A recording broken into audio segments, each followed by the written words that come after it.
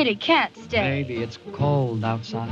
I've got to go away. Baby, it's cold outside. This evening has been Hoping that you drop so in. very nice. Arguably, a lot of Christmas songs become more and more irritating the more they're overplayed, but there's at least one song that never wears out its welcome, no matter how many times I hear it, and that's Baby It's Cold Outside. Written by Frank Lesser in 1944 and appearing for the first time in 1949's Neptune's Daughter. I say arguably because it's just a matter of opinion, and because Baby It's Cold Outside has arguably not aged very well. Some people interpret the lyrics and various physical gestures in the film to be sexually inappropriate, or at the very least, some people simply think that this ditty is kinda creepy. I never thought the song was creepy, personally. My own interpretation of Baby It's Cold Outside is that none of this is actually being said out loud. The lyrics represent what the guy and the gal are thinking, what they're feeling, and what they're prepared to say if the gal decides to go home. It could be that they never do say any of this out loud because the girl quietly decides on her own to stay. Maybe the only lyric that's actually uttered out loud is that it's cold outside, and everything else is happening in their heads. It's typically been understood in motion pictures, whenever somebody breaks into song, that it's a temporary break from reality. The characters didn't literally start singing and dancing out of the blue, it's just a method of storytelling. The song and the dance outwardly communicate to the audience the thoughts and emotions inside the characters. I look at this scene in the same way, and notice that by the end of the song, the characters wind up exactly where they started, sitting on the couch. The way I see it, they've been on the couch the entire time. What the audience just saw was a series of inner thoughts being played out. That's how I look at it. I just think it does a great job of portraying the friction that comes with romance. The good kind. The kind of friction that really can only exist if two people are in love. Nevertheless, this is merely an interpretation. Some people interpret the song differently, and some people are so put off by their interpretation that they'd prefer to hear it revised, which is exactly what happened in 2016. Joining me in the studio right now is Lydia Liza and Josiah Lemansky. Welcome, guys. Hi, Andrea. Thank you. How are you doing? So you have recorded a cover. Would you call it a cover? Would you call it a reinterpretation of Baby It's Cold Outside? I'd say a reinterpretation. Yes. Yeah. Definitely. So Well, we were just sitting at Lydia's work, and It was really slow. yeah, and I was just hanging out, and she was working, and then I was like, you know what song's awful? You know what we should do? And she was like, dude, yes. Got it on a notepad right there, Yeah. and just like wrote it. Yeah, we wrote the lyrics in I'd say 45 minutes, and then just threw it online for our friends to laugh. Yeah. Well, then I got picked up by The Current, Yeah. which sparked everything else. Yeah. And then it went to Everywhere. I really can't stay. baby, I'm fine with that. I've got to go away. Baby, I'm cool with that.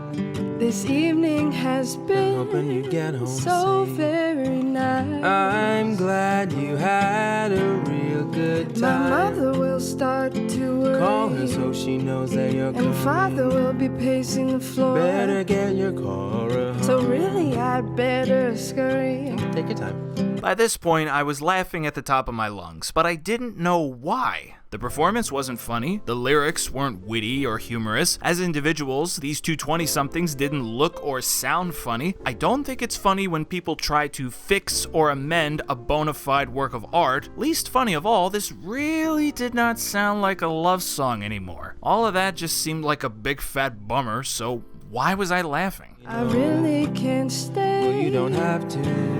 But it's cold outside. I know, I thought to myself, it doesn't make sense. If the lady says she's leaving and the gentleman doesn't object, why would either of them mention that it's cold outside? Originally, the cold weather was cited as a reason to stay. If nobody's making that argument, then you might as well sing, "Baby, you've got 2 eyes." That's why I was laughing, right? No, it really wasn't that simple. There was something else going on here. I ought to say no, You sir. reserve the right to say no. At least I'm gonna say that I tried. You reserve the right to Awkward, I thought. Listening to somebody say that they have to leave over and over and over again when nobody is trying to stop them is awkward. And eventually, suspicious too. It sounds like the girl was hoping that the boy would talk her into staying, which he unfortunately doesn't even try to do, so now she's stalling and dropping hints, hoping that this idiot will get a clue, which he never does, so she just wastes 3 minutes saying goodbye 22 different ways, and now she thinks he isn't into her at all. Which is kinda sad. It kinda made me sad. This is obviously not the effect that Liza and Lemansky were going for, but it seems like the only way that this could have been prevented would be if the song was simply a hell of a lot shorter. I really can't stay. Maybe you don't have to. Bye. Drive safe. Because after the 6th or 7th goodbye, these two just sound like they're being passive-aggressive, which is awkward, and that's why I was laughing. We all naturally laugh when we feel uncomfortable, right?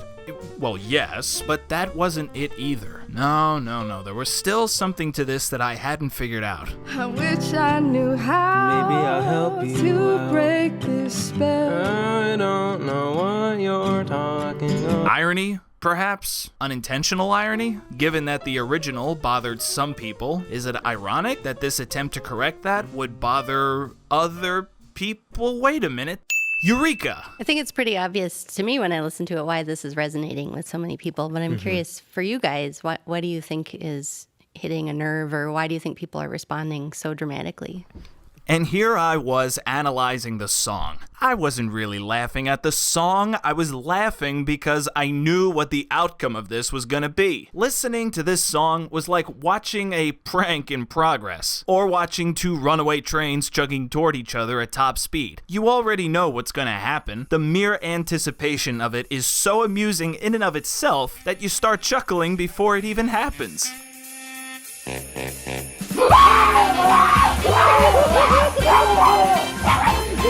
I knew that conservatives adored Baby It's Cold Outside, whereas progressives had interpreted the lyrics in the worst way humanly possible. Have you ever listened to the lyrics closely? They're creepy and borderline the soundtrack for date rape. The left would view the rewrite as some sort of token that the world was becoming a better place. The right was gonna facepalm and lament about political correctness. You know what political correctness is? It's a war on fun. It's a war on everything good. It's a war on everything Western. It's a war on romance. I knew that a charity was somehow involved, that somebody was gonna say this is why Trump won. I knew that this stupid song was gonna play right into the hands of everybody's point of view. And call me cynical, that is what I was laughing at.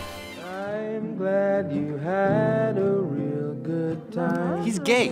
Listen, no matter the intent of the original score as playful, its words, right now, are anything but. Let's think about this. At least I can say that I've tried.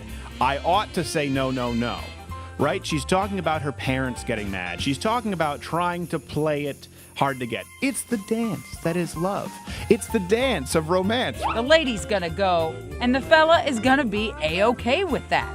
No suggestion of anything more, no argument, no back and forth, just a respectful conclusion. He says, your lips are beautiful. What does she do? Maybe I'll have a cigarette. If this is rape, then sign me up. And you can still keep the original. I mean, they're not doing anything to take away something from you. They're asking you to start having a conversation about a song that we probably all memorized when we were 5 years old. Times have changed. Yep.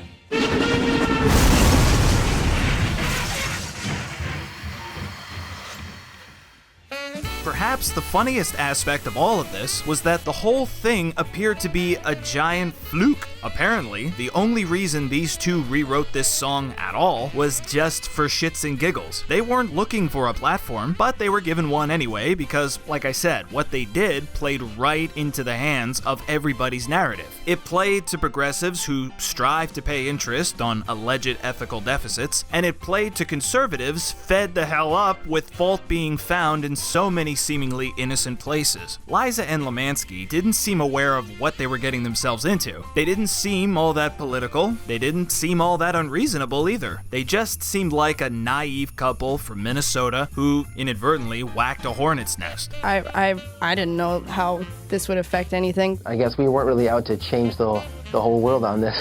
I'm just so grateful I was able to do something. We Right. just wanted to update it to new ears. You know. So the critique has been that you made it less romantic. We did that. We did it on purpose. I mean, we were trying to be like militant and funny about it. It Especially the part where he says you reserve the right to say no twice. Yeah. We realize No one's going to say that in a regular conversation, and we know that. Yeah. But what do I know? I'm No, 47.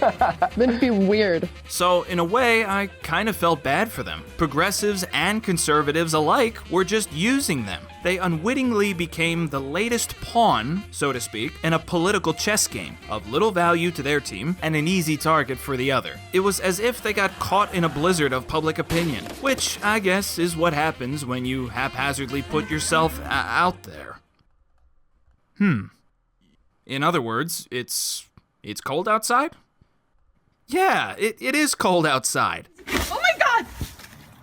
Oh my god! You took out a plane, bro! And with that, I had a brand new interpretation of Baby It's Cold Outside. Expressing yourself, making your point of view publicly known, is very much like being caught in a blizzard, and that would be why most people prefer to just stay inside and remain cozy. It's a good thing that some people do put themselves out there. Just be sure to bundle up if you do. Don't just gallop out the front door without a hat and coat on. Maybe don't slap together a witless rewrite of an American classic, because you're just gonna get stuck in the snow. Maybe check the weather report. Think about how far you want to go and how you plan on getting there. And so, here's some free advice for the new year. If you're gonna put yourself out there, put some thought into it. Don't make it so easy to please one side, and don't make it so easy to be pigeonholed by the other. Say something that cannot simply be dismissed. It's gonna be cold out there, but that doesn't mean you can't get where you're going.